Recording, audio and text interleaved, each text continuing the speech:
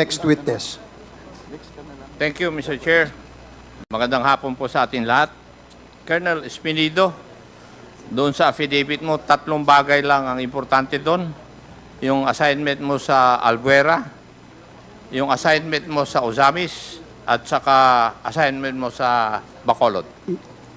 Yes. Tama po ba? Yes, Mr. Chair. Now, pwede ko bang malaman kung ano po ang motibo ninyo kung bakit gumawa po kayo ng affidavit ninyo? First, Your Honor, Mr. Chair,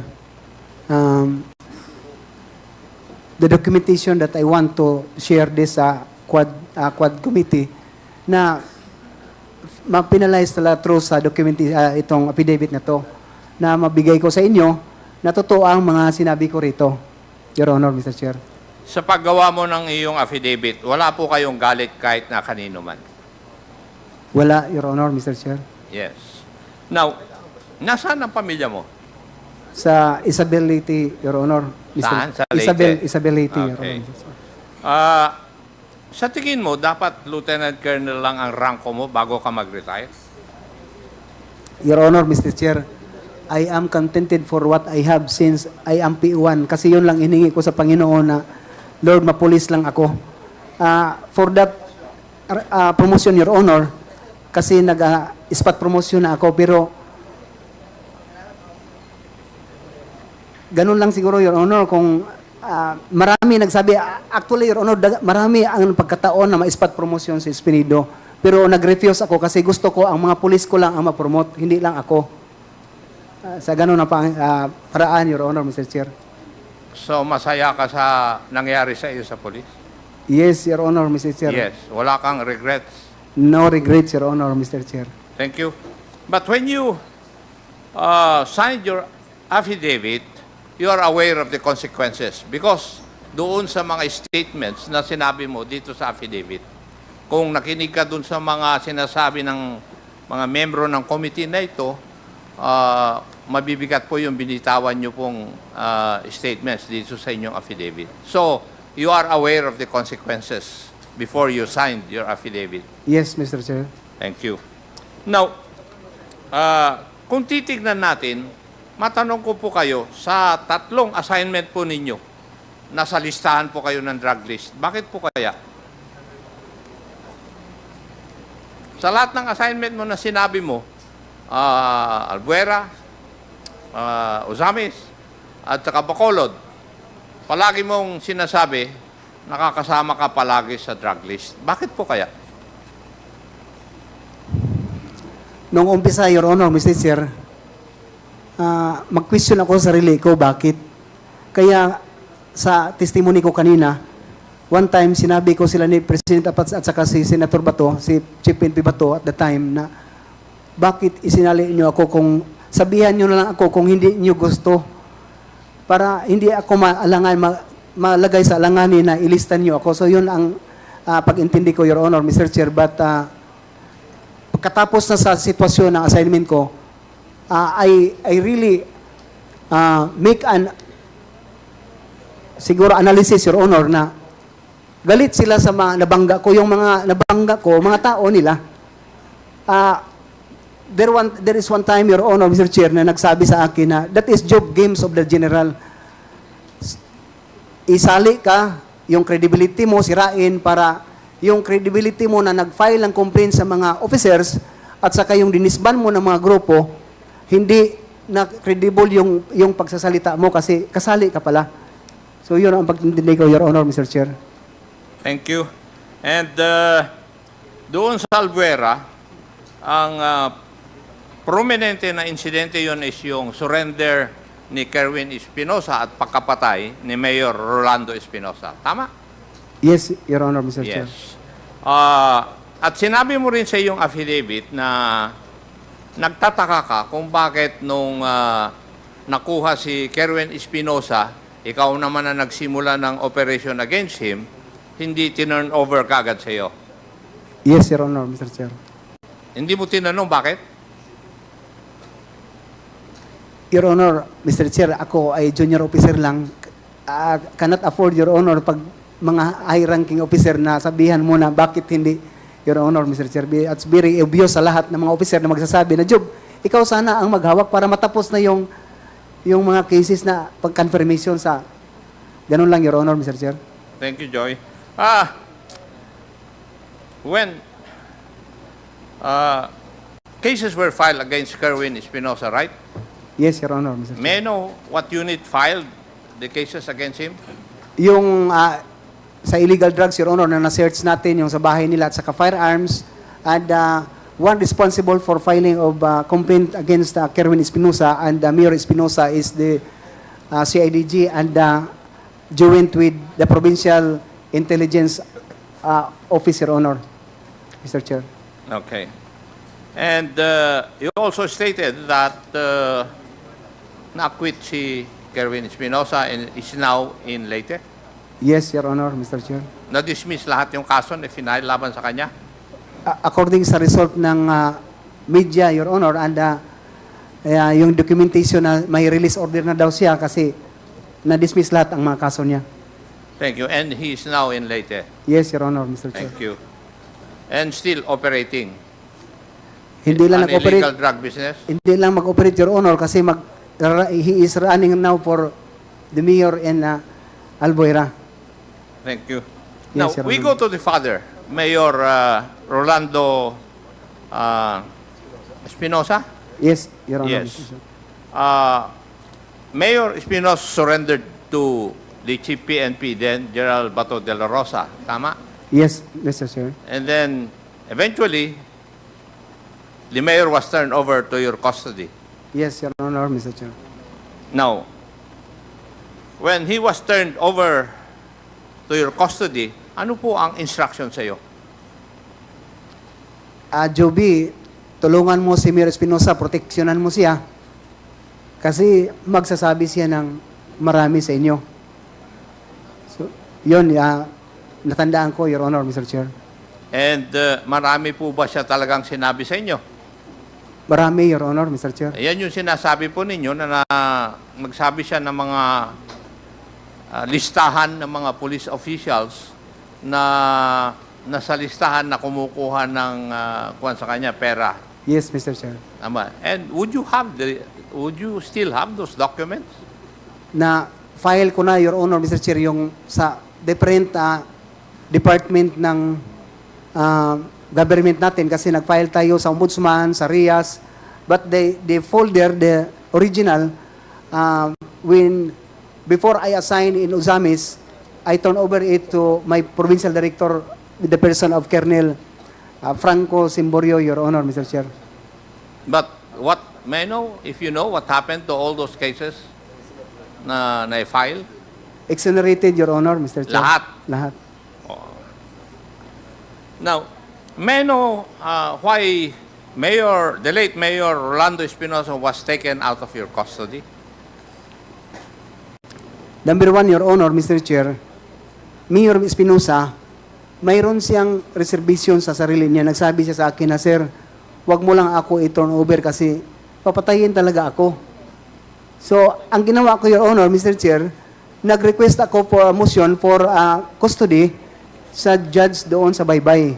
In which ang judge naman, verbally, nag-usap kami na aproban niya next week. Pero nandoon na si Mayor sa kulungan. Nung Saturday na yon, hindi pa dumating ng Monday, tinira na si Mayor Espinosa. So, nauna na transfer siya sa Baybay Leyte Yes, Your Honor. before Mr. Chair. you filed your motion na to take custody of the late Mayor Espinosa. Yes, Your Honor, Mr. Chair. Okay. And then,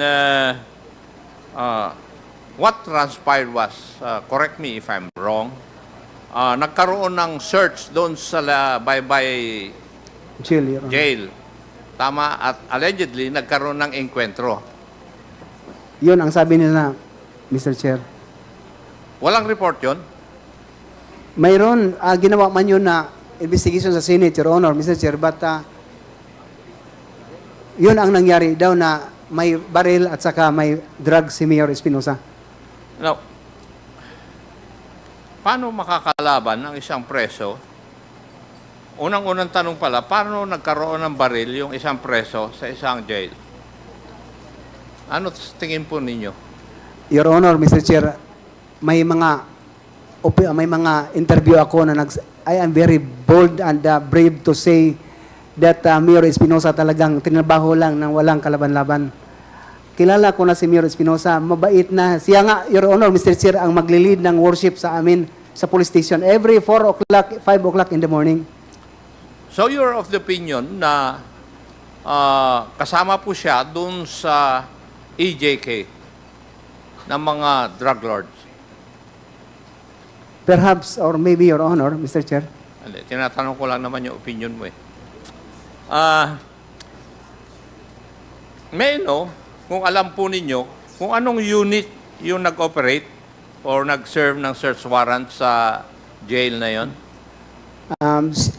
Criminal Investigation and Detection Group, 8, Your Honor, in Region 8, Region 8. Tacloban. Regional 8 office. Yes, lead by Colonel Marvin Marcos, Your Honor. Mr. Marvin Marcos, Your Honor. Marcos. And Colonel Marvin Marcos is still in the service? Yes. He Yes. promote after, Your Honor, Mr. Chair. He was promoted, Yes, Your Honor. thereafter. Yes, Your Honor. Thank you. Now, let's go to your assignment sa Ozamis. Bakit nasabi mo na parang inassign ka ron para mapatay? Your Honor, Mr. Chair, for the information naman sa lahat, Paruhinog is an organized crime groups for almost 30 to 40 years. Leader ng Coratong Baliling. Baliling, Your Honor, Yes. Mr. Chair. So, ang nasa isipan mo, pinadala ka ron para mayari ka ng Coratong Baliling? Yes, Ganun Your po ba? Honor, Mr. Chair. Yun ang tingin sa'yo? Yes, Now, Your Honor. when you were assigned there, what were your instructions given by your superiors? Ganun lang, Your Honor, Mr. Chair. Job, sige, ikaw lang bahala. Kung trabahoin mo dyan sa Ozamis. Kasi isog ka ba? Parang ganun, Your Honor, Mr. Chair. Pag-intindi ko naman, kasi ako ang implementor, ako naman ang managot, ako ang makulong kung mangyari na hindi ko gawin ang tama. So, yun talaga ang in-observe ko, Your Honor. That's why dumating ng 6 months, 5 to 6 months ang nangyari before nag-join kami ng CIDG 10 para sa search warrant. Who was then the mayor of Ozamis when you were assigned there? Mayor Aldong Paruhinog, Your Honor, Senior. Mayor na siya noon. Yes, Your Honor. Oo. Hindi siya barangay captain. Hindi, Your Honor. Ang anak lang niya ang Vice Mayor, si Nova Princess Paruhinog. Yes, yung babae. May I know where she is now? Nasa kulungan pa ba? She is convicted, si Nova Paruhinog, Kaya Your nga, Honor. nasa kulungan pa? Nasa kulungan, Your Honor. Okay, thank you. Life sentence. Now, there was an operation by shall we say, neutralize the Paruhinog family. Were you the one who operated or who implemented this? The CIDG, Your Honor, Mr. Chair, ang nag-apply ng search warrant. Joint lang kami ang local police ng Ozamis City, Your Honor. Mr. So Chair. kasama ka? Yes, Your Honor, Mr. Chair. Now, may I ask you, as a police officer, in accordance with your POP ba, yung pag-operate? When I say POP, Police Operational Procedures, Yes, Your Honor, Mr. Chair. did you do it in accordance with your Police Operational Procedures? Yes, Yung search, implementation of the search warrant, 6 yata yon. Yes, Your Honor, Mr. Chair. Bakit 15 o 15 or 16 ang namatay? Why? That is simultaneous implementation of search warrant, Your Honor, Mr. Chair. May sa ibang side sa anak, si Nova Paruhinog, may dalawa na namatay yung security, isa ang buhay. They are all fully armed of long firearms, M16. At saka sa farm ni Mayor Aldong Paruhinog, farm ni Ardot Paruhinog, at saka sa mansyon ni Ardot Paruhinog, may namatay. Hindi lahat yun sa bahay ni Aldong Paruhinog, Your Honor, Mr. Chair.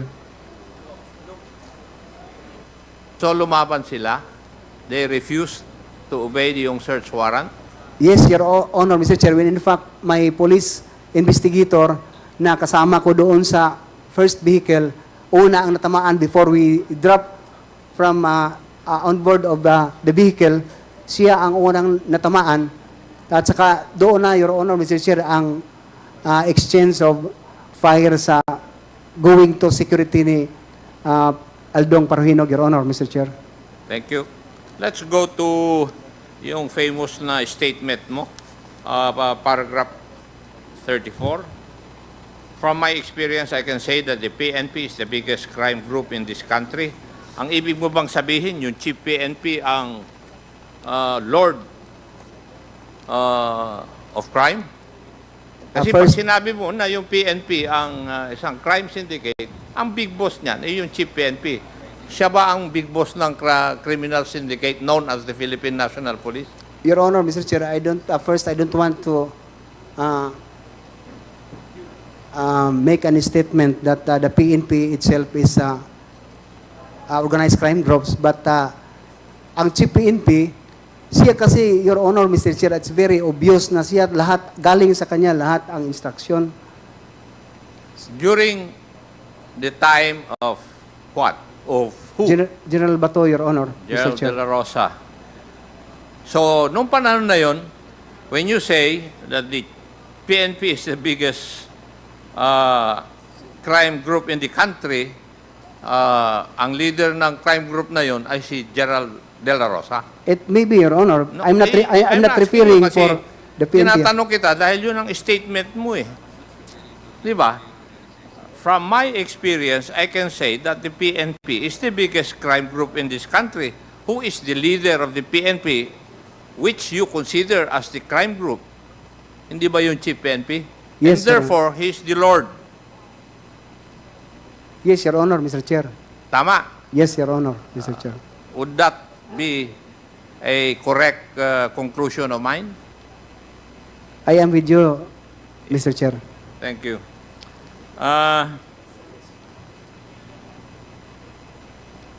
Sa tingin mo, Colonel Espinido, tatlong assignment, kasama ka sa drug list, pero wala naman nangyayari sa'yo. Di ba? Kagaya ng iba na nasa drug list. Napunta-punta ka nga sa ibang lugar, at sa tingin ko, to do the dirty job. Tama ba yung aking observation? Yes, Your Honor, Mr. Chair. And hindi mo ba na-feel na ginagamit ka lang? Sometimes, Your Honor, Mr. Chair, yun ang ma-feel ko na parang ganun lang. Pero as a law enforcer, Your Honor, Mr. Chair, I cannot really refuse an order. But for me, mayroon naman tayong pag-iisip sa anong tama na gawin natin as a police officer. So, if I follow up your answer to my question on paragraph 34, yung chief PNP din noon ang head ng mga nagko-conduct ng extrajudicial killings. Kasi he's the head of the crime group. Your Honor, Mr. Chair, sorry, allow me not to answer your I'm just question. following the logic of your answers, of your statements in your affidavit. Sinusundan ko lang 'yun. I can say, Your Honor, Mr. Chair, that I am with you if we talk about the drug syndicate, but extrajudicial killings, yes, I cannot really justify it if Chief PNP was the one who is principal of that, Your Honor, Mr. Chair. So when you say that the PNP is the biggest crime syndicate, it only pertains to illegal drugs? Yes, Your Honor, Mr. Chair. I see. Thank you, Mr. Chair. That would be all. Thank you, Congressman Acop. The chair of the Committee on Human Rights is now recognized for his very, very short manifestation as well. Thank you, Mr. Chair. Just would like to ask very few questions now. Mr. Chair, Colonel, I admire your courage to come here Thank you, sir. Thank you. to be a witness. And I really would like to believe in your story. And being a servant of the Lord also, I am so glad that you are always mentioning the name of God. Yes, Oo, Your Honor. Totoo yun. Sana hindi ka rin katulad ng pastor sa Davao na nagme-mention din ng name ng Panginoon pero hindi tama yung ginagawa niya. Hindi kayo ganon, no? Hindi, Your Honor, Mr. Chair. Lamat naman. Oo, kasi mine-mention din niya yung pangalan ng Diyos eh. Siya pa nga yung appointed son of God, sabi niya yun. Anyway, ito. Nakalagay po doon sa number 10 na affidavit mo, nakalagay, and I would like to quote, Mayor Espinosa had a list of police generals and other PNP officials who received money from their group as indicated in the ledger and in the copies of clear checks that we were able to recover from their accountant. We were able to recover. Nandiyan pa ba sa inyo yun? Yung mga yon, yung na-recover ninyo, nandiyan pa? O makukuha nyo ba? Pwede nyo bang i-present dito? Sorry, Your Honor, Mr. Chair, kasi ang nangyari, pag ikaw ang nasahin doon, iiwan mo yung mga documents, maliban sa na-file mo na mga documents doon sa DOJ, sa Ombudsman, sa NIAS, Your Honor, Mr. Chair. O hindi ka nagpa-photocopy nun? Hindi. Wala kang kopya? Lahat ng, actually, Your Honor, Mr. Chair, ang original talaga ang sa akin at the time, but ipa-turn over yun when I was assigned. Nasaan ngayon yun? Sa provincial director ko at the time. Pwede ba natin pasapuin na yun? Pwede siguro, Your Honor, Mr. Pwede, Chair. no? Yes. Oo, Original lahat, Your Honor, Mr. Chair. Pwede Yung makuha mga, ng committee. Oo. Well, later on, at a proper time, perhaps, I could be able to make a motion here to subpoena the documents that Colonel Espinido said sa kanyang number 10 na affidavit. Ito namang number 16, sa number 16, sinabi mo, the CIDG handled the cases against Kerwin. They were subsequently dismissed. I believe, ibig sabihin, naniniwala ka, Chief De La Rosa was involved in the dismissal of the cases that I built up against Kerwin Espinosa. Now, ang tanong ko, bakit ka naniniwala doon? Why do you believe that Chief De La Rosa was involved in the dismissal of the case that you built up against Kerwin Espinosa? at the time, Your Honor, Mr. Chair, si Kerwin Espinosa is hawak nila ni Chief PNP Bato at saka ni Colonel Tiro. How do you know that hawak nila yun? Hindi man nila binigay sa akin, Your Honor, Mr. Chair. So yun lang ang dahilan. Yung naniniwala kang hawak nila sapagkat hindi ibinigay sa'yo. Yes, Your Honor, Mr. Chair. At pagkatapos, pinagbintangan ka na ikaw ay isa rin drug lord. Ganun ba yan? Yun ang pinaniwalaan nila, Your Honor, Mr. Chair. Doon na sila naniniwala. Sa sabi-sabi nila, sa akin, hindi na. Si Chief De La Rosa ba ang nagsabi na ikaw ay drug lord at naligay ka sa drug list? Ang sabi lang niya, Your Honor, Mr. Chair, as I remember na, Juby, tumanggap ka pala ng 20,000 per month. Nandoon ka sa Davao na assign. Sino po nagsabi noon? Si General Bato de la Rosa, Okay, Your Honor. ulitin natin. Chief De La Rosa, sinabi sa iyo ang alin, nakatanggap ka ng? 20,000 per month. Okay. Bakit niya nasabi yon? So ako sabi sa kanya, Your Honor, Mr. Chair, na, Sir, bakit gano'n naman ang pagkuhan niyo sa akin? Sabi niya, si Albert, galing sa kay Kirwin, naghuli doon. Ang sabi ni Kirwin sa kanya, so lumabas ka agad si Albert pero, Colonel Albert pero, Your Honor, Mr. Chair, from the other side sa office ni Chief PNP Bato, siya din ang nag-confirm, nagsabi na, totoo yun, Juby. Kinausap ko si Kirwin, nagsasabi siya talaga na tumanggap ka ng 20,000. Palagay mo kaya, pag si Kevin Espinosa ay pinatawag natin dito, he will confirm your statement? Your Honor, Mr. Chair, nag-testify na siya sa Senate, Your Honor, Mr. Chair. na hindi sa dalawang affidavit niya na binasa, ni Espinido na pangalan, hindi binanggit na tumanggap ng pera. So, doon sa Senado, pinaniwalaan ka niya. Siguro na konsensya, Your Honor, Mr. Chair, na hindi talaga ako... Palagay mo kaya dito sa aming committee, makukonsensya rin siya? Hindi. Kasi kung palagay mo halimbawa, pwede natin patawag si Kevin Espinosa upang confirm ang iyong testimony ngayong hapon, ipapatawag natin. Pero, Your Honor, Mr. Chair, hindi maganda dito pa salitain natin yung drug lord. Confessed drug lord si Kerwin Espinosa, Your Honor, Mr. Chair. He is confessed drug lord, but yet, nasa labas walang nangyari. Ganon. Sino kaya nagpalabas sa kanya? Si Chief De La Rosa ba ang sinasabi mo? Naniniwala ka na ang nagpa-dismiss ng kaso ni Kevin Espinosa na pinapaniwalaan mong drug lord si Senator Bato De La Rosa. Please, allow me not to answer that kind of question, Your Honor, Mr. Chair. Hindi, nabanggit mo na kasi dito eh. Pag nabanggit mo yan dito, nagiging public na yan. Kahit na sabihin mo, hindi mo isasabihin dito, pero nabanggit mo na dito eh. Your Honor, Mr. Chair, directly, pagsabi natin na ako nakarinig or maniniwala na si Sir Bato ang nagpapalabas kay Espinosa, hindi siguro maganda, Your Honor, Mr. Chair. Okay. Ito, last question na lang, no? Nakalagay sinabi mo sa number 20 na yung salaysay. Right after my transfer, I had a meeting with Mayor Aldong Paruhinog inside a Baptist church. Yes, Your Ako Honor. po'y Baptist bishop eh. Ano pong Baptist yon?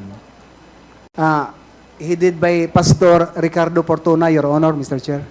Okay. So, ibig sabihin, Baptist Pastor Parcona ba? Cortona, Your Honor. Fortuna. Oo. Narinig niya lahat ang pinag-usapan nyo. Hindi lahat, Your Honor, Mr. Chair, kasi palakad-lakad si Pastor. Siya lang ang closing prayer sa meeting namin. So, alam niya ang nangyayari. Yes, Your Honor, Mr. Chair. Siya ba ay kakampi mo o kakampi ni Ricardo Paruhinog? That is the first time na nakita kami, Your Honor, Mr. Chair. Nakita ko kasi na yung church is a neutral ground na mag-usap kami ni Mayor. Neutral ground. Yes, Your Honor, Oo. Mr. Chair. So, kung meron siyang palagay kong alam dyan, kinakailangan siguro patawag din natin yung Baptist pastor na yan para mag-testify na i-confirm ang sinasabi mo. Sapagkat kailangan din natin dito ng mga witnesses that will confirm what you're saying. Alam mo, merong batas ang Hudyo in the Old Testament.